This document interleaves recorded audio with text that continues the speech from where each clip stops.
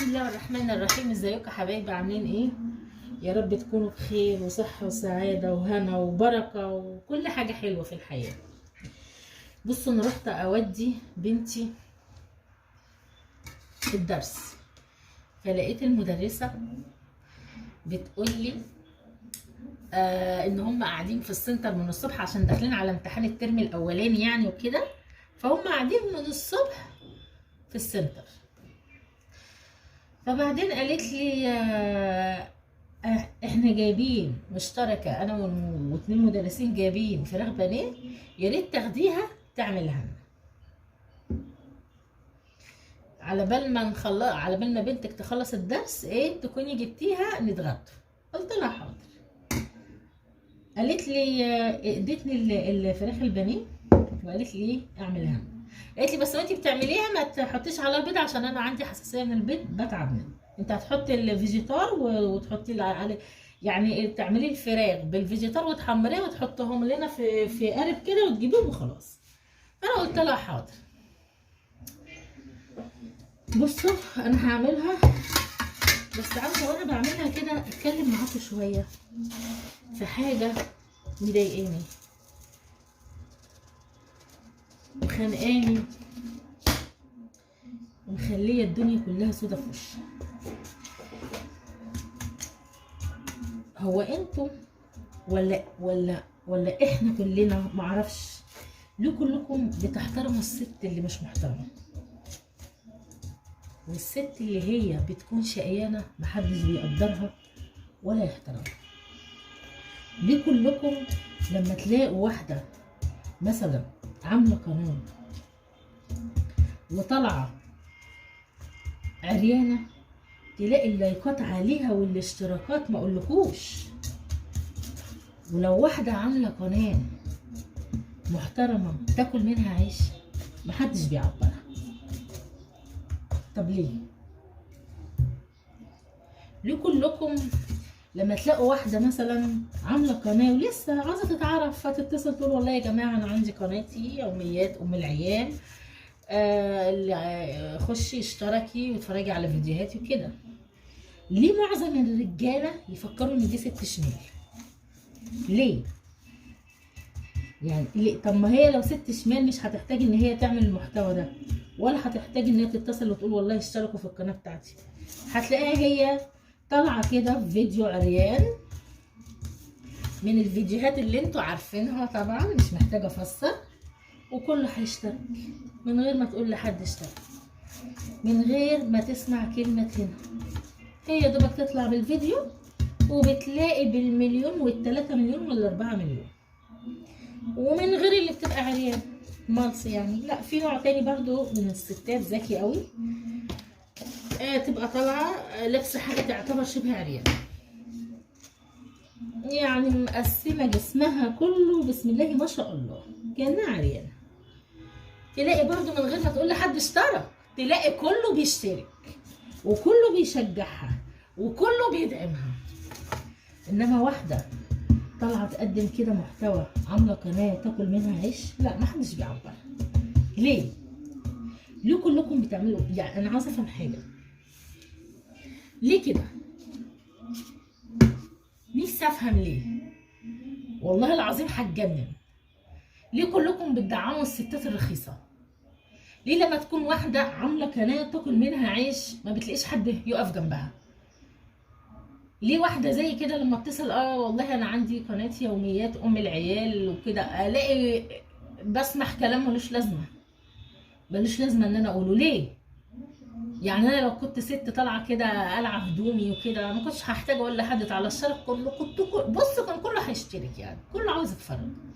لكن قناه ان الواحد ياكل منها عيش بادب مفيش حد لا بيشجع ولا بص انا سمعت كلام عمري في حياتي ما كنت اتوقع اسمعه. ليه؟ استغفر الله العظيم يا رب، استغفر الله العظيم يا رب، استغفر الله العظيم يا رب على الكلام اللي انا سمعته. بصوا انا هحمر الفراخ البانيه عشان اوديها للمدرسه تتغدى واجيب بنتي. استنوا، والله العظيم انا مخنوقه ومتضايقه، والله العظيم ان انا ربنا وحده اللي عالم بيا بالكلام اللي انا بسمعه. ده انا سمعت كلام في حياتي، في حياتي ما كنت اتوقع ان انا اسمعه. ليه معرفش. ثواني بقى اولع البوتاجاز عشان احمر لهم الفراخ دي واروح اوديها السنتر عشان يتغدوا. انا بس مخنوقه يا جماعه، يعني انا متضايقه ومخنوقه ان ليه كلكم بتدعموا الناس اللي هي مش محترمه. ليه لما الواحد يلاقي حد ست كويسه محترمه، ليه كله بيدور ان هو يتفرج على الحاجه اللي مش محترمه؟ اشمعنى يعني لازم الواحد يبقى مش محترم عشان يعجبكم؟ يعني لازم الواحده تكون رخيصه عشان تعجبكم؟ لازم الواحده تكون ست مش محترمه عشان تعجبكم؟ يعني الواحده اللي طالعه تاكل بالحلال كده ومش مبينه مفاتنها ولا مبينه جسمها ما بتحترمش؟ محدش بيحترمها؟ يعني انا لما اتصل كده انا قناه يوميات ام العيال يا جماعه، الاقي اسمع كلام زي الزفت، وعلى طول تلاقيه فكرني ان انا ست شمال، معرفش ليه. يقول لك ما هي بتتصل ليه؟ طب انا بتصل يعني بعرفكم ان انا عندي قناه، خشوا اشتركوا دعموني شجعوني، بس يعني ليه بتحطني في الحته الوحشه؟ ليه؟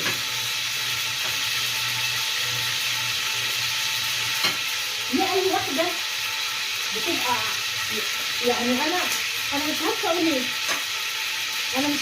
بس انا بتكلم كده عشان انا يعني في اليومين اللي فاتوا يا جماعه انا سمعت كلام وحش قوي يا جماعه، والله العظيم سمعت كلام زي الزفت.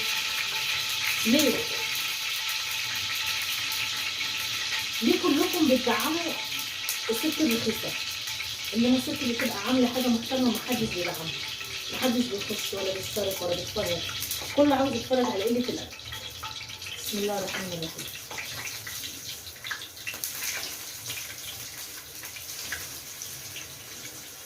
هو في ايه؟ نفسي افهم في ايه؟ خلاص ما عادش في تمييز بين الوحش والحلو؟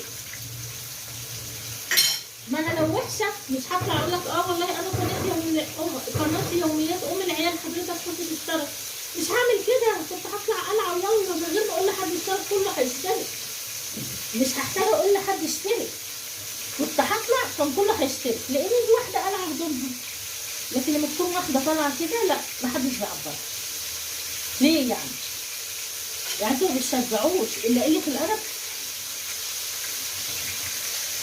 يعني انا والله العظيم انا مش عارفه اقول ايه، والله انا لساني عجز عن الكلام، ربنا واحد عالم بيا. استغفر الله العظيم يا رب، استغفر الله العظيم يا ربي على اللي انا بشوفه وبسمعه. يمكن انا وانا بتكلم عن بنات البيت قالت لي ما احنا في اخر الزمان، قالت لي في اخر الزمان هيبقى الغلط صح والصح غلط.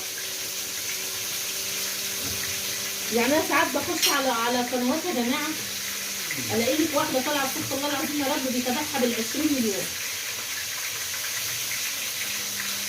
اخش على قنوات تانيه محترمه مفيش. يعني انا بضرب لكم مثال عن نفسي، انا ساعات بقول والله قناه يوميات ام العيال الاقي اسمع كلام ما كنتش اتوقع ان انا اسمعه، وعلى طول معرفش ليه فكروني ان انا ست شمال، معرفش ليه.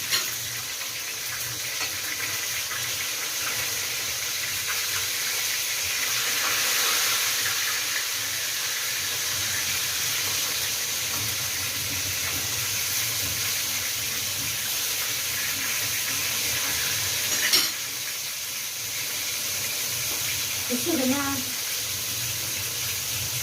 انا والله العظيم يعني انا صاحيه من ساعه الفجر ما قلت، وقاعده في البلكونه كده بقول يا رب هو ايه حكمتك في كده؟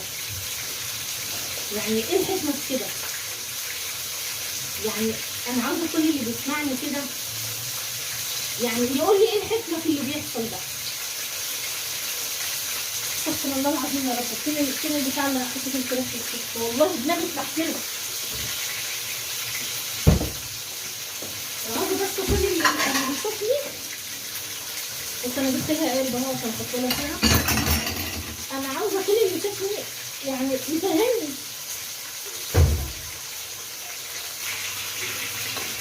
بس يا جماعه انا عاوزاكم يعني،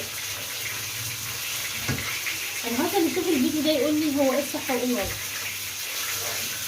يعني انا عاوزه اللي يشوف الفيديو ده يقول لي هو ايه الصح وايه الغلط، عشان انا يعني انا استغفر الله العظيم يا رب بقيت الاقي في ستات اللي انتوا برضو بتبقوا عارفينهم، الناس كلها بتحترمها، والست الشقيانه اللي هي طالعه بادب وباحترام، كل الناس بتبقى مفكره ان دي عشان عملت قناه، او دي مثلا بتتصل انا عندي قناه كذا اشتركوا، انا عن نفسي مثلا اتصل يا جماعه انا عندي قناه يوميات ام العيال كده، الاقي اللي قدام مني يسمعي الاخر، بعد كده الاقي طريقه كلامه كلها بدات تخش في حته معاكسه بقى وتلميحات وحاجات. ليه؟ يعني انا واحده بقول لك خش اتفرج على قناتي دعمني، بس مش ست شمال انا والله. الشمال بيبقوا معروفين، ما بيحتاجوش ان هم يتصلوا بيكم، هم بيطلعوا قالعين فانتوا على طول بتتفرجوا. استنى بقى اما احط البتاع ده وارص الفراخ البانيه المدرسه عشان اروح اجيب بنتي. بص انا حمرت لهم عموم الفراخ، هوديهم واجيب بنتي من الدرس عشان هم النهارده كانوا قاعدين والله عندهم دروس ياما في السنتر، فهي قالت لي ايه خد الفراخ دي حمرها لنا، بس هم ما بيحبوش بيض عشان عندهم مشكله في البيض، فقلت احمرها واروح اوديها لهم واجيب بنتي واجي. بس بالله عليكم يا جماعه انا عاوزاكم تفكروا في الكلام اللي انا قلته، يعني انا عاوزاكم تفكروا في الكلام اللي انا قلته. يعني ليه ما بنقفوش جنب القنوات اللي تكون لسه بادئه، واحده فاتحه قناه تاكل منها عيش تعيش منها، ليه ما تقفوش ليه جنبها؟ ليه وتدعموها؟ ليه كلكم بتدعموا الحاجات الشمال؟ ليه يعني؟ فهموني، يمكن انا فيها حاجه غلط، يمكن انتوا صح وانا غلط، فهموني. انا اللي خلاني اقول الكلام ده لان انا سمعت كلام لما اتصل بحد، انا قناتي يوميات ام العيال بسمع كلام ما اقولكوش، مش عاوزه اقوله. على العموم يلا الفراخ البانيه راح اوديها لمدرسه بيتي واجيب بنتي، ويا ريت لو عجبكم الفيديو ما تبخلوش عليا باللايك، واللي اول مره يشوفني يشترك في القناه، وربنا يخليكم نعمه في حياتي، وربنا يكرم كل واحد هيتفرج وشير الفيديو بتاعي ده، ربنا يرضيكم يا رب ويفرح قلبكم ويفرح قلبي معاكم يا رب يا رب يا رب. سلام.